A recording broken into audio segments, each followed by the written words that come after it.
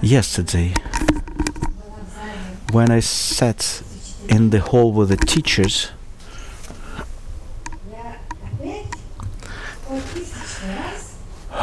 once again, for 100,000th time, I felt the trauma that I experienced in the secondary school. I was afraid. I thought I was somewhere deep in a hole, and you're shouting, "Help me out, SOS," because you're standing at the bottom of this large auditorium. I worked through and lived through lots of experiences, business experiences as well, and I might mention a story or two later on.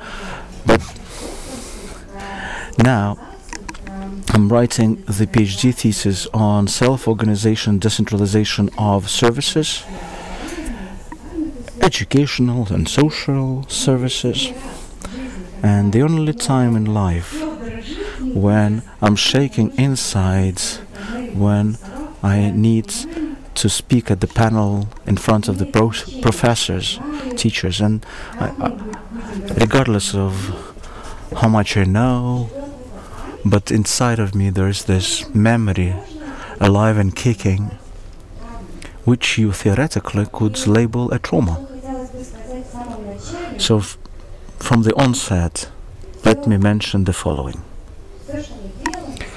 Everything we do, all our efforts, is important, of course, but it's not so much important what we do as much as our intention, the intention to become either a resource or a trigger in life, because kids keep us, teachers and parents, as the internal picture which they further on try to transform, modify, fight against, but we don't see this internal story. Is it supportive?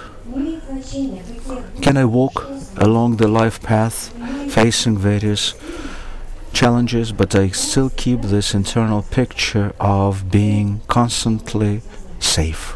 And this is the picture that we are able to create. If you have such an intention and you wake up in the morning and you ask yourselves a question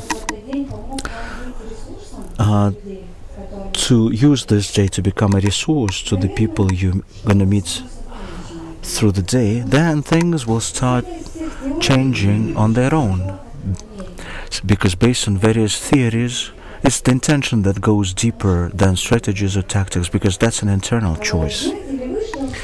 Are you aware that in the old spiritual teachings, love is not in your heart? Love is in your kidneys, and the choice is what is in your heart. Yes, it's true.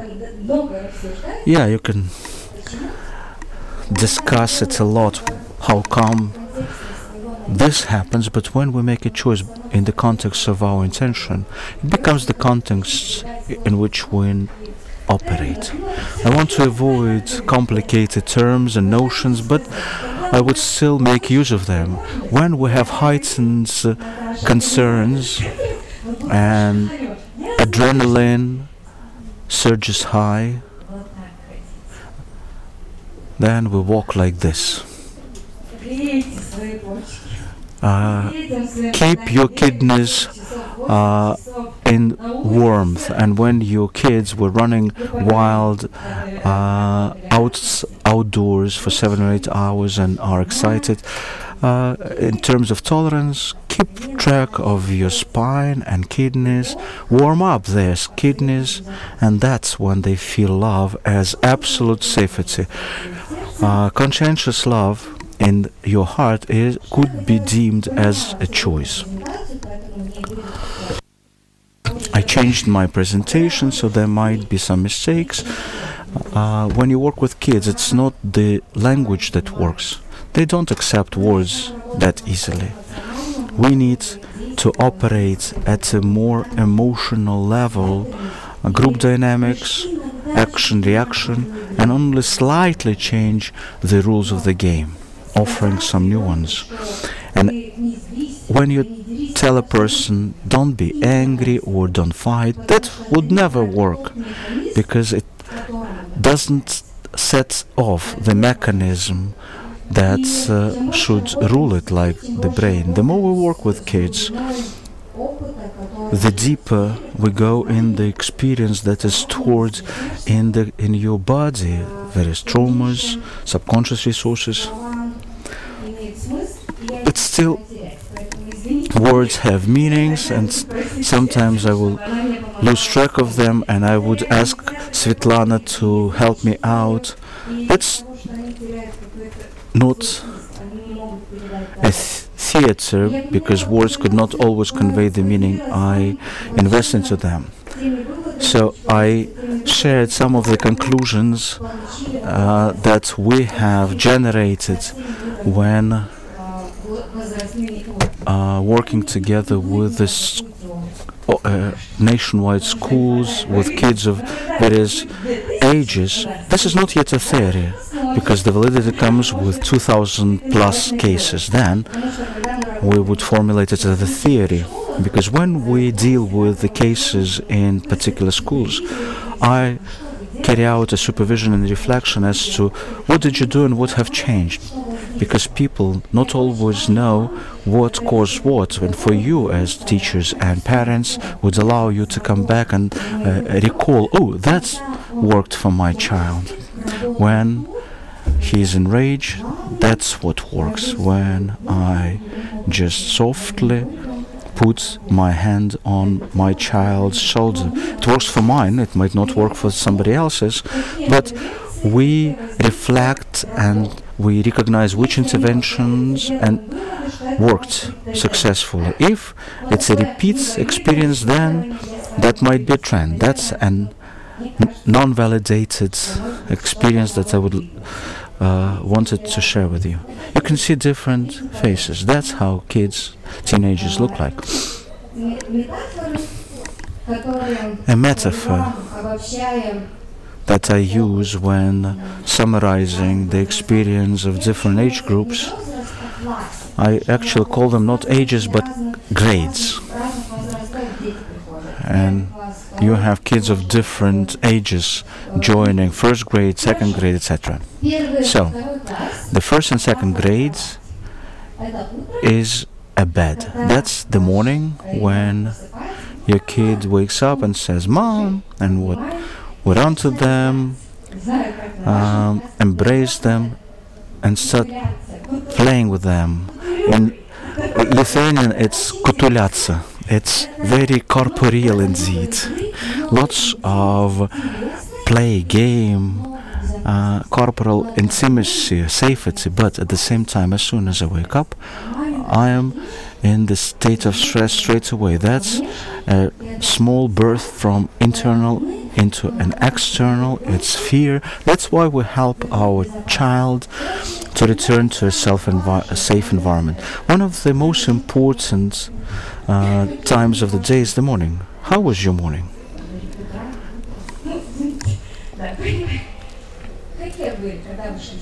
When you were school children, it was stress, arguments, well, sometimes, like, eat your breakfast fast, I don't want to eat.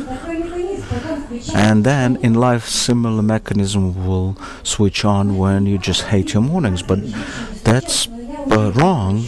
It's a beautiful part of the day, but that's the experience that I don't want my mornings.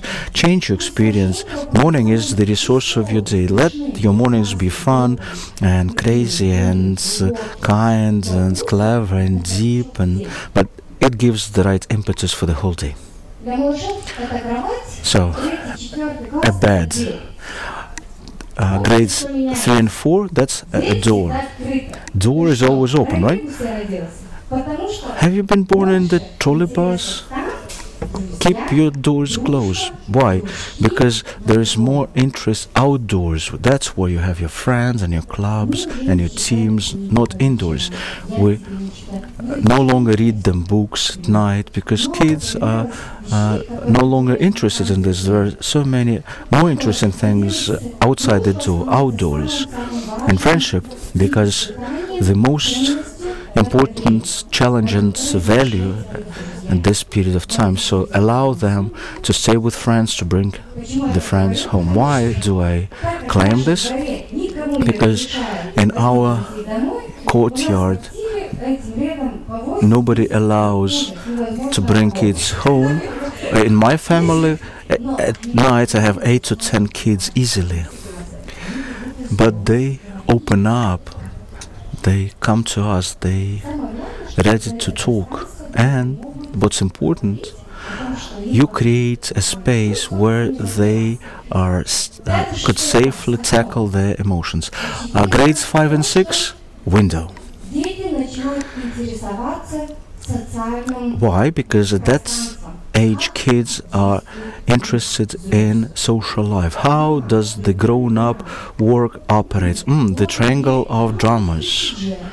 I can switch on the victim mode. You know the drama triangle. The victim rules the process. All the wars are started by victims. And then I switch on a victim mode and decide who's good, who's bad. Mom, you disallow me this or that. I want this. So mom is bad. I decided that mom is bad. Then dad comes in and says, fine, let's try it. Then dad is good. But at the same time you can say, no, but you, dad, failed to allow me this. Then grandma, can you go with me there? And there is a light form of manipulation, but this is the time when they recognize that there are certain rules of the game that the grown-ups play by. If there is a cop, there should be a criminal. If there is a bad teacher, there should be a good principal. And it revolves around this. When they investigate those social roles looking through the window, you can still discuss them with them, play them through as if you're in a theater. Sometimes change intentionally, voice them out at home and talk through different roles that are possible. But here they only look through the window and they recognize how the grown-up world operates and learn from it. A good moment here is to change at the angle under which you can look at the same situations, how to deal with their rage, when you dislike something, come up with different strategies. Because in grade 7 through 9, they encapsulate it inside, they start playing those roles. If you look at the suicide statistics, the level of suicides from grade 6, 7 is 10 times greater than before in previous ages. Why? Because I cannot discuss this. Everything happens inside. The boundaries are laid. I apply masks to live by and to act, and preserving my inner world. But the negative component of this is that keeping it inside, I don't know how to talk about this because outside world is alien to my inner world. That's why here it's important to talk about the internal truth, offer them the possibility to discuss it, especially when they dislike something. Start respect the fact that they're different, even if we disagree, because this is the moment of time when a kid would either start allowing himself or herself to be authentic, even if others would not like it and the kid would stay on his own, or he would accept the roles which are safe, which fit, but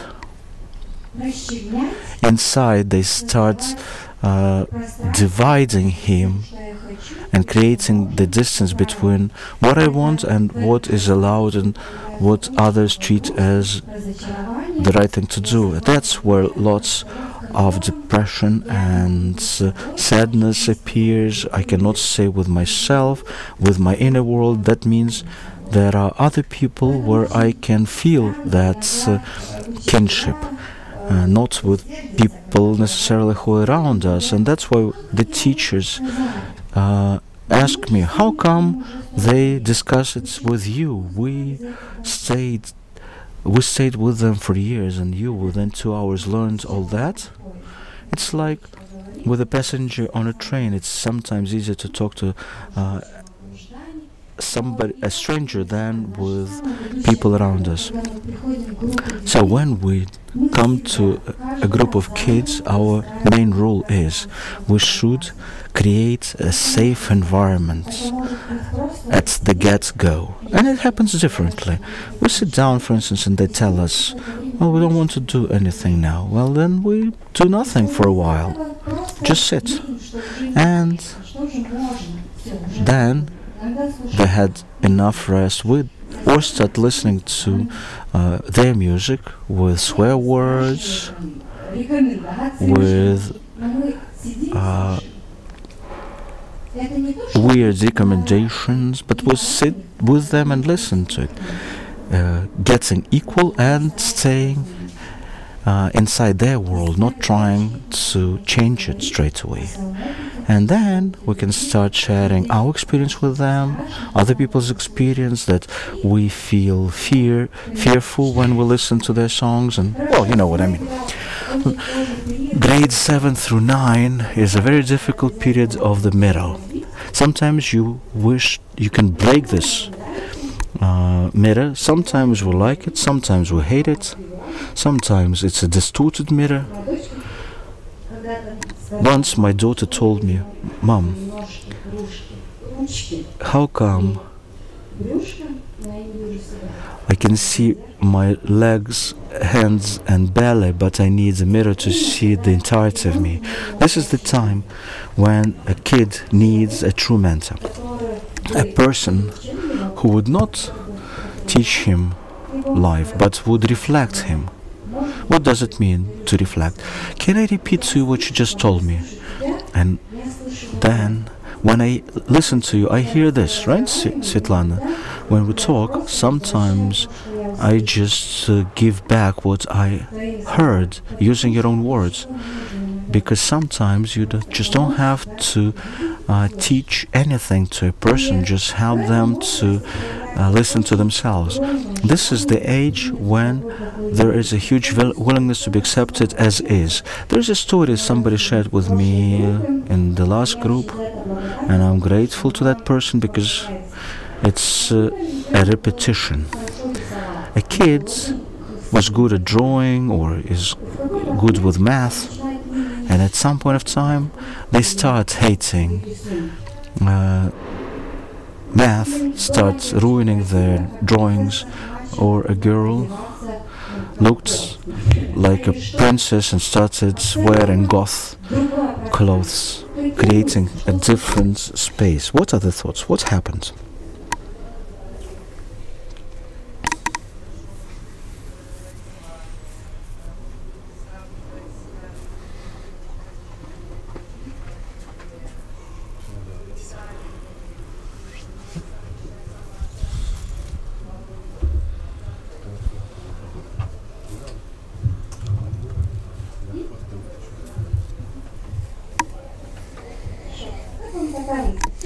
How about this? Well, that was all very close.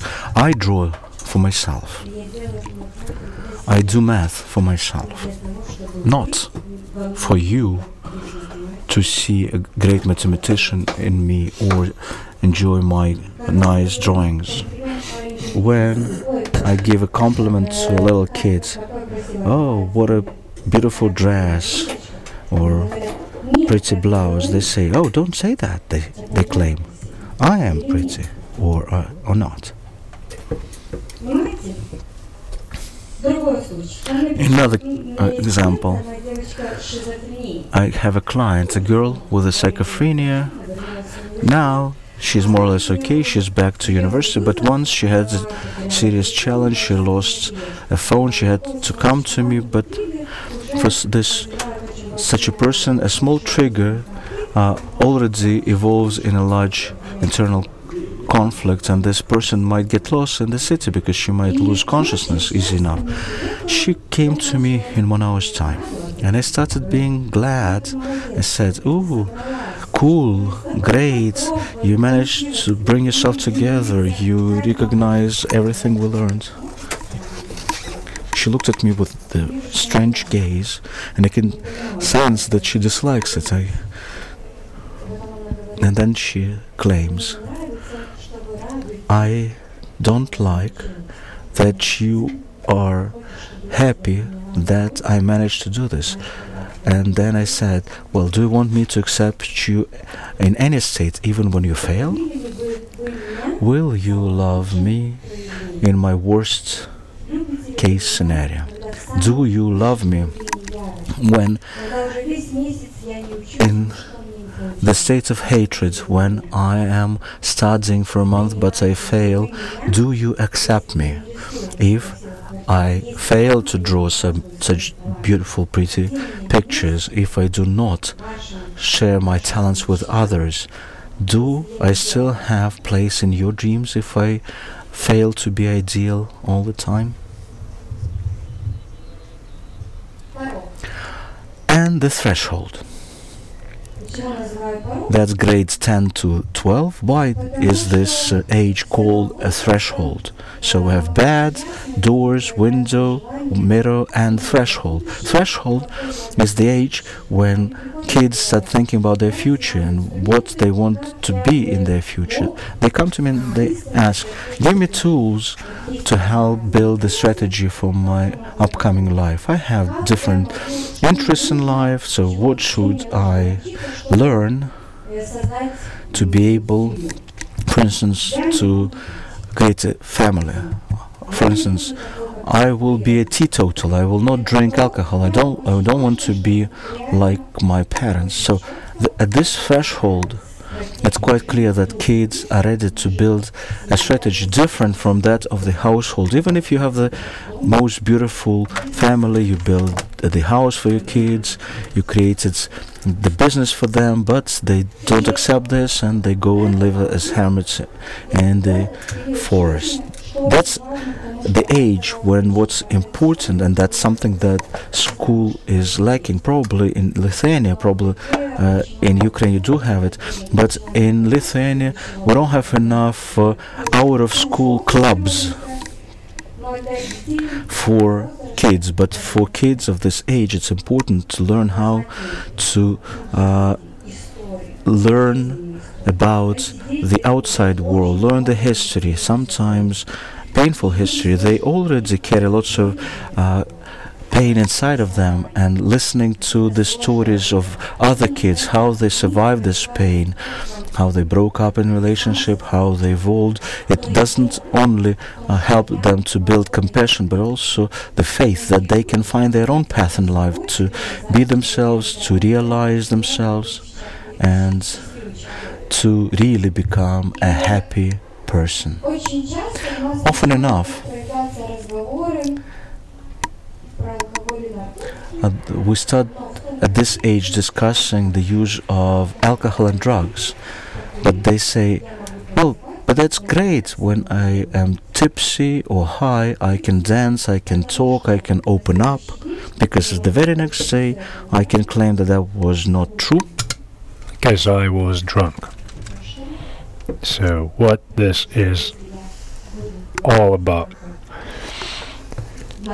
it means that if I'll be talking about this in a sober state, I'll be vulnerable.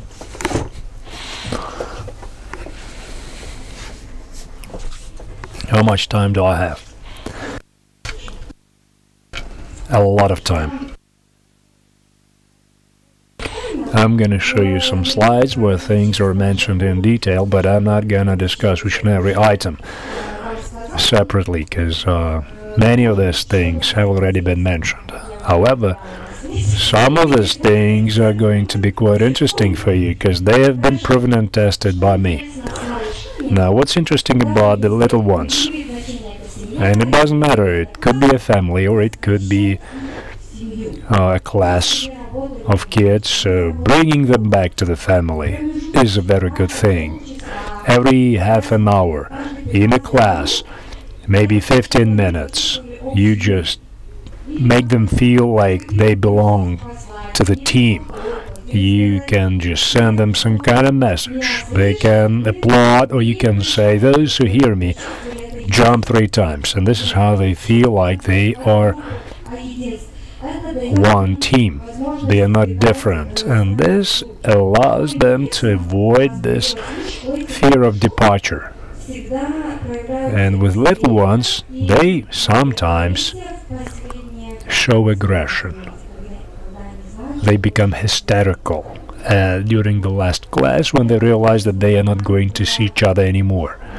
And this is a signal for us about the beginning of the week, about the beginning of training after the recess or vacations.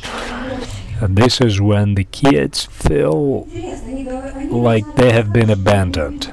They start telling me that, oh, I no longer will have a family. So you can allow them to feel this using this metaphor of the bed, as I keep saying. So we have to bring them back all the time. You give them hugs, or maybe let they give hugs to each other, or play. So what else is interesting?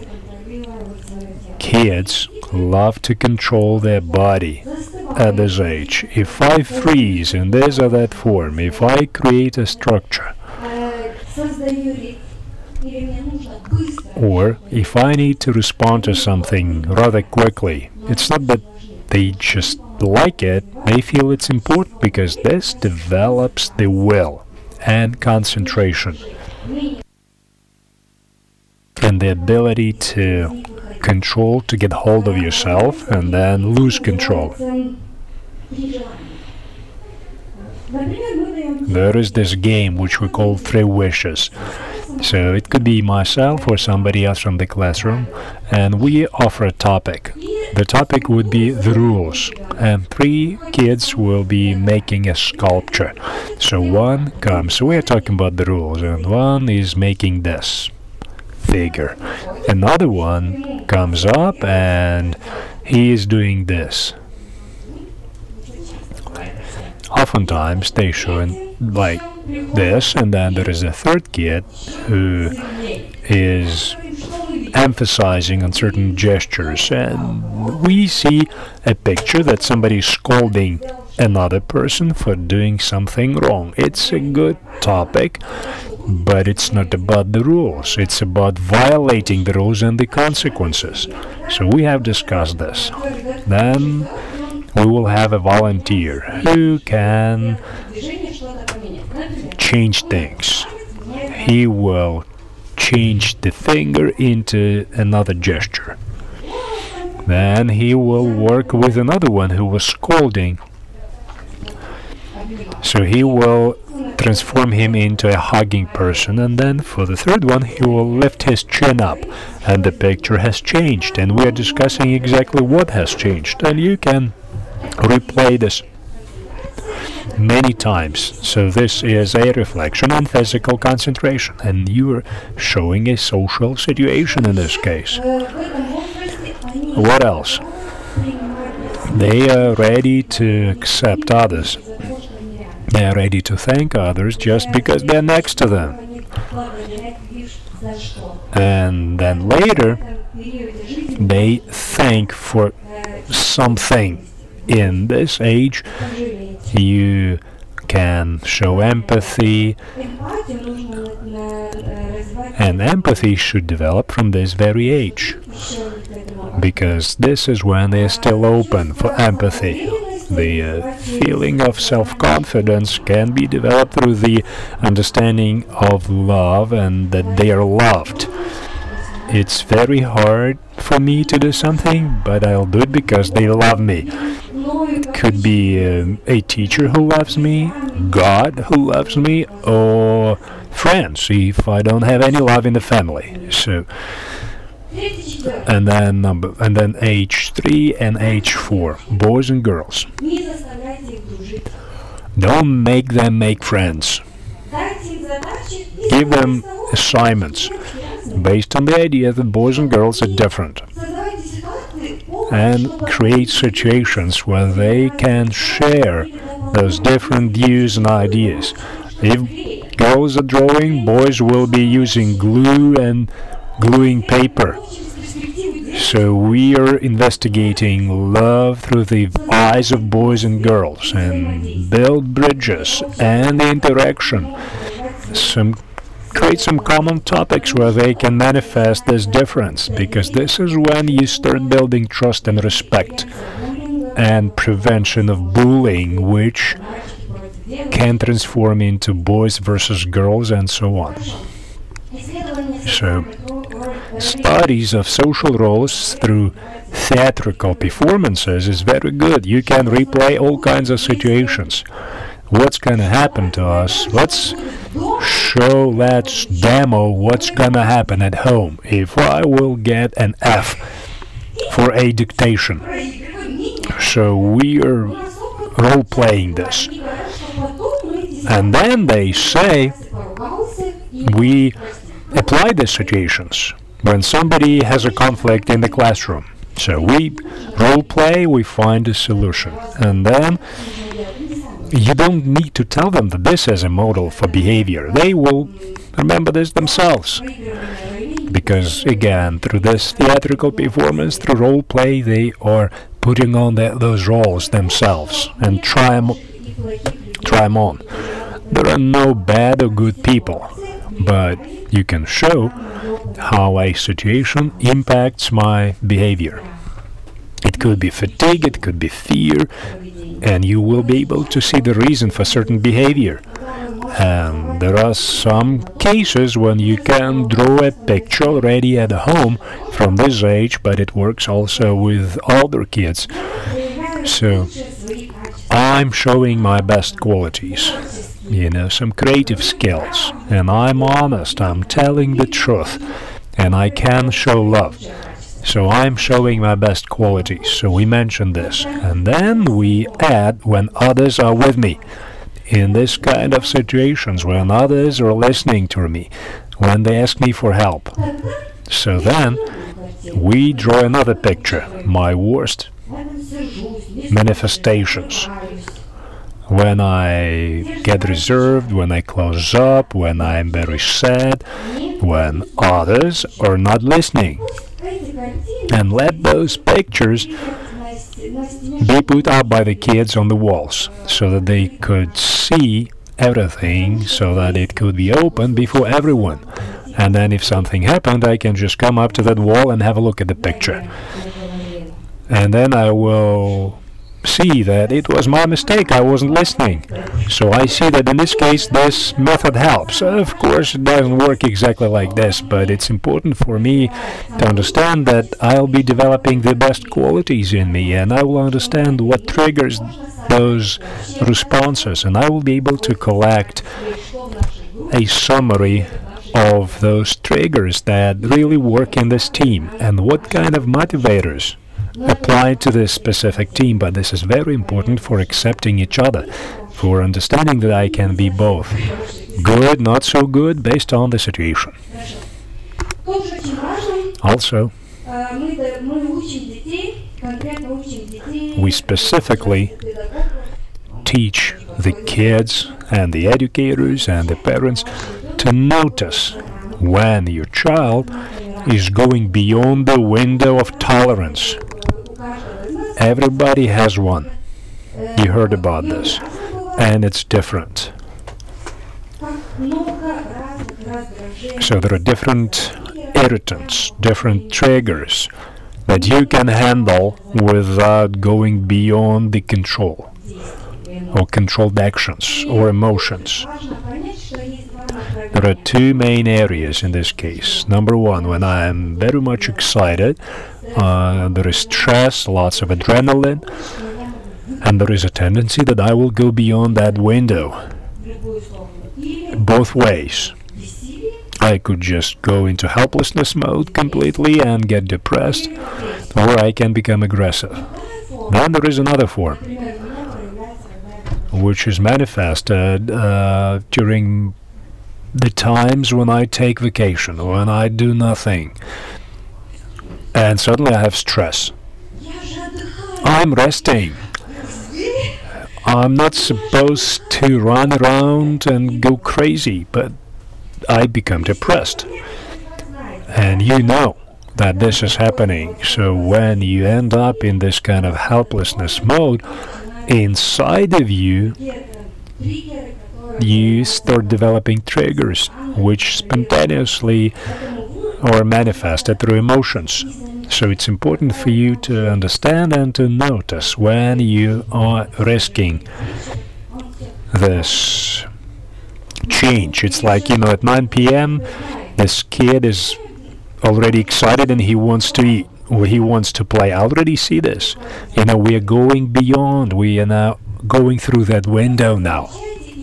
So take notice, and that would be sufficient. And teach your kids to notice those things as well. And grade 5, grade 6. This is when we start using social networking, not just like a toy, but like a part of life. And in the social networks, the kids start investigating the relations between themselves and the social sphere. This is when they think, I am unique, I have created something unique, I posted it and the haters destroyed everything. So what kind of picture we are having at the end? So I better keep low and quiet.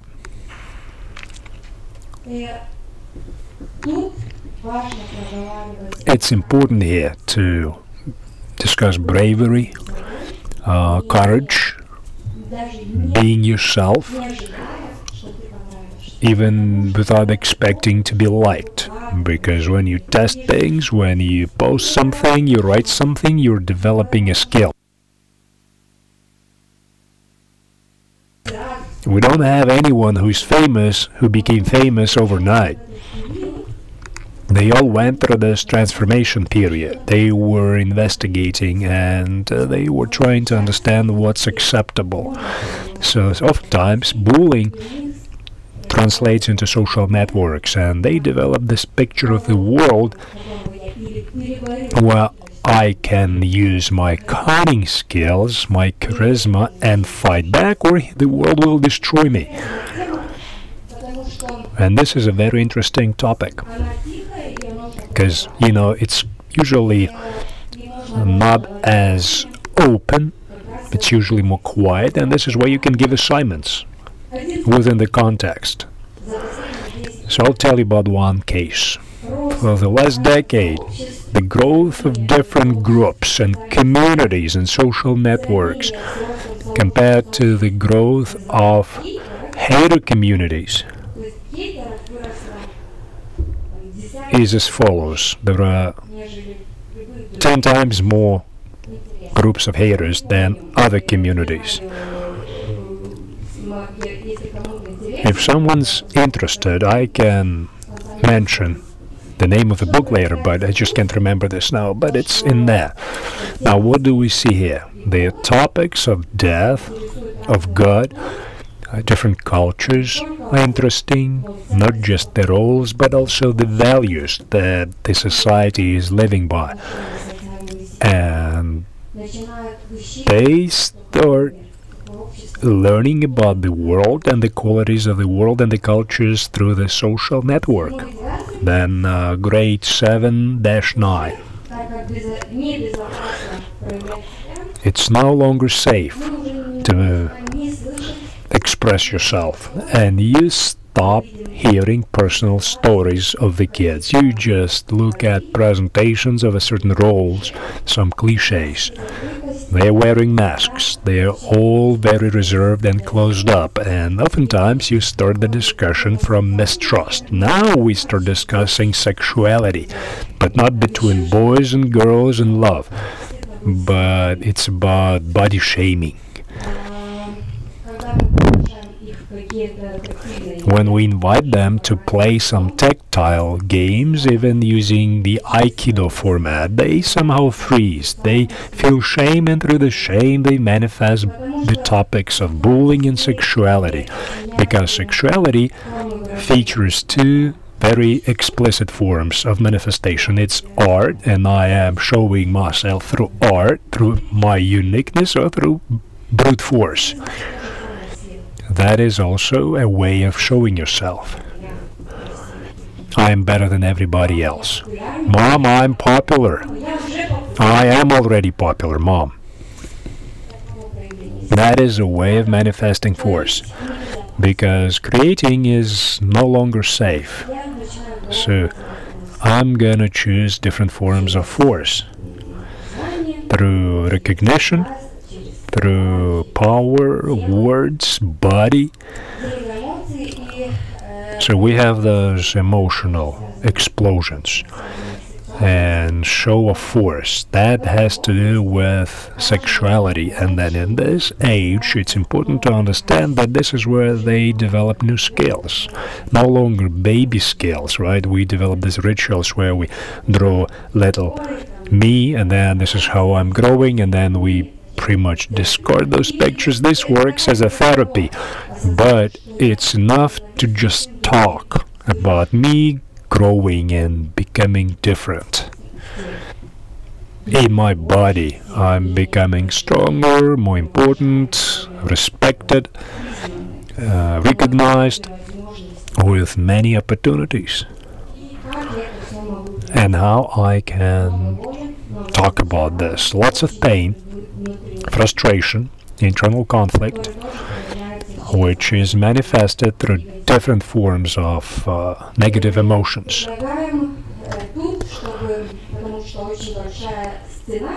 So we now see a wall between my personal world and the world I see. I wear a mask, and we offer individual counseling and a diary. Individual conversations, a diary, and a reflection. Eye to eye. So, if you ask them to reflect at this age, if you ask them to work in a group, they will repeat all the cliches. They're not gonna show themselves. In small teams, they start doing that. Now, what else?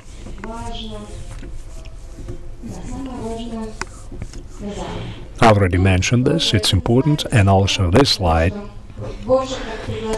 is very brief, so it's a way to invite you to look at things individually. So there is this leadership strategy, the leadership of yourself, and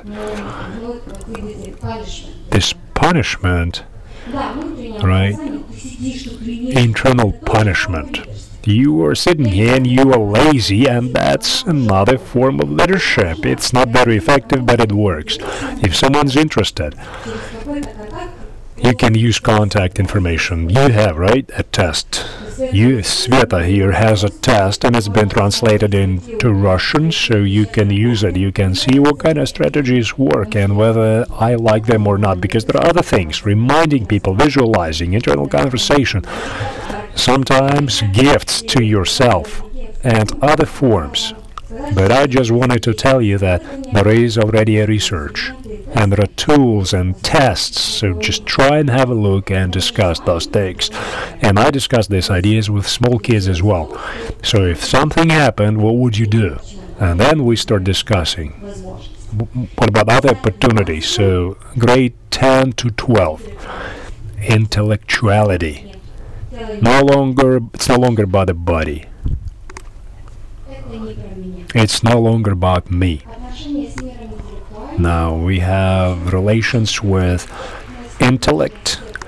Everything is categorical. You have to understand and test everything. And sometimes even you have to ruin something, because there is something bigger of which I'm not ready to talk. So I just ruin things, they tell me, because I want the void, because there is more truth in the void. For me in this case. And there is this internal criticism against the parents. You are building your own models and the pictures of your future, which you try to show the opposite, in the opposite way, to conflict with your parents. And it's not just about us being at the same level, it's about me respecting a young man as an authoritative figure. Somebody asked me, okay, we had this child, right? And something has become out of him, right? The age changed. This child is now different. He's now saying that I'm gonna lose, I'm a loser. But how do you help this child? It's not a quick process. But the initial tactics is to show him something new. So you can show him that there are people who are worse than him. And then you ask this person to try and lift his position, raise his authority among others. So, there is this very spiritual practice when people feed hungry people. You just have a bucket of rice and you feed the hungry, or you take care of the plants or animals. So that's another spiritual practice, and it's helping.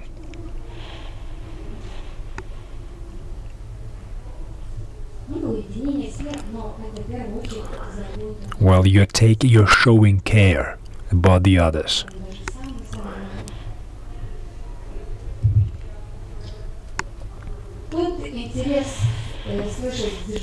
Here, at this age, they listen to some life stories, they look at some psychological research, they're trying to understand themselves. And what else is important? It's important to start discussing intellectual things with them. Even because I'm not talking about, sexuality. We can discuss, lungs and kidneys and anatomy, pretty much. So, and we can show them that life also depends on your body, which you hate. Everything else, your diaries, your books, is something else. But life is in your body, and your body accumulates certain memories. The British scientists have proven that child during their life, especially early in their life, they keep hearing the word no, which is much more often than the word yes. So inside, this child develops a strategy. How do you bypass this wall? How do you ruin this wall? So you should stop being a wall. You should become a door. And we will have a practical experience now. So now, find a partner. Just, someone who's sitting next to you. We're all people, everything is pretty much the same about us. Maybe someone has 4 arms, but still, at least 1 heart and kidneys and lungs. So don't be afraid, so just find a partner.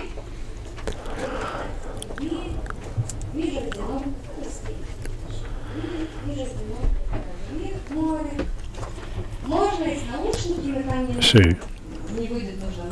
even if you don't speak the language, you can still find a partner because there will be very few words mentioned. It's very safe, and I think that I'm gonna offer you a gift afterwards. So now you should decide who's gonna be 1 and who's gonna be 2 in this couple. So 1 will say yes, just 1 word. Number 2 is gonna breathe. And then there are rules. It's not that simple. The one who says yes,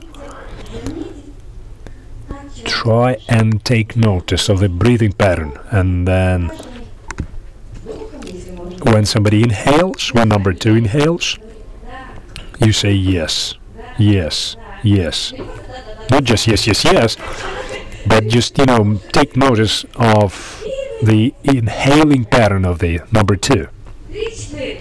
Now, start.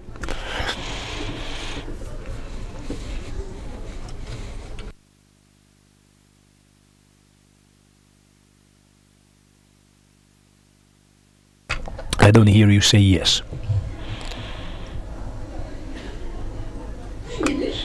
You're not breathing, are you?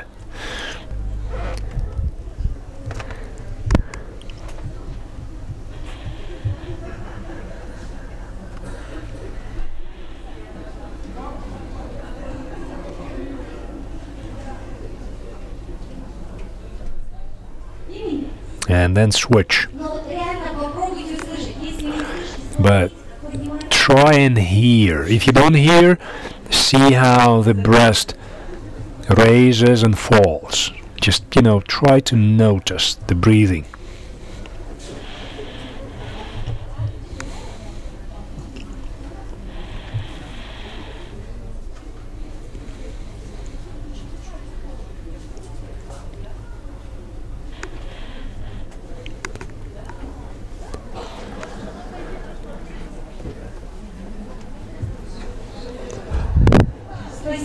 Thank you.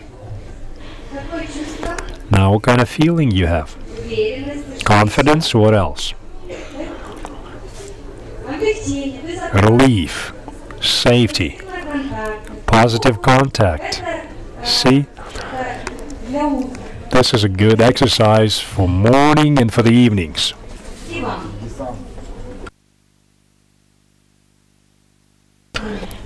I guess this is it. Thank you so much.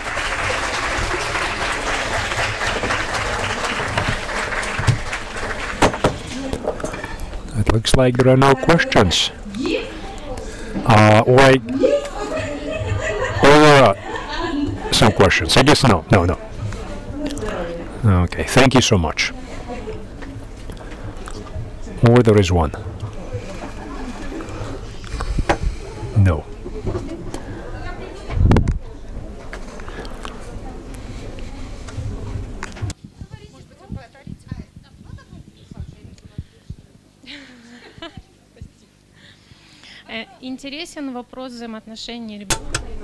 There was this question about the relationships between mentors and the children. So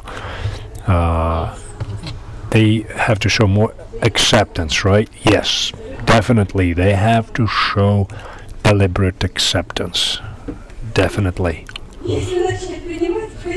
So they start showing acceptance, they start showing love. But the right answer is accept. Is that it?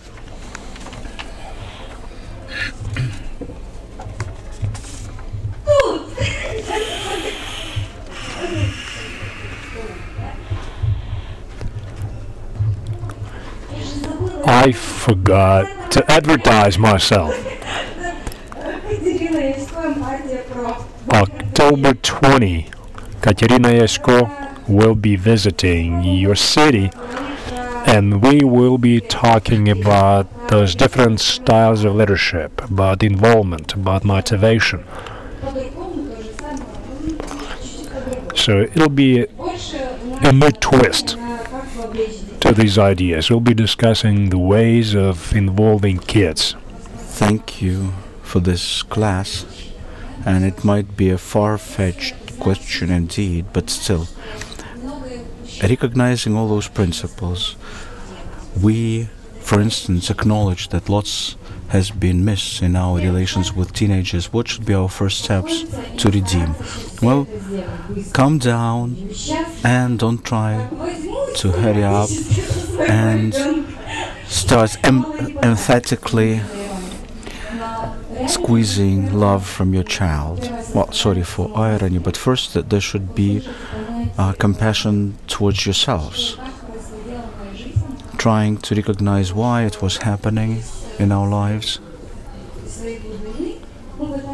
because that's something that would have done anyway, but we grow in the same environment of social relations So you need to listen to yourself. What was happening inside of me that caused those steps being missed? And then create a dialogue with the kid and ask for forgiveness.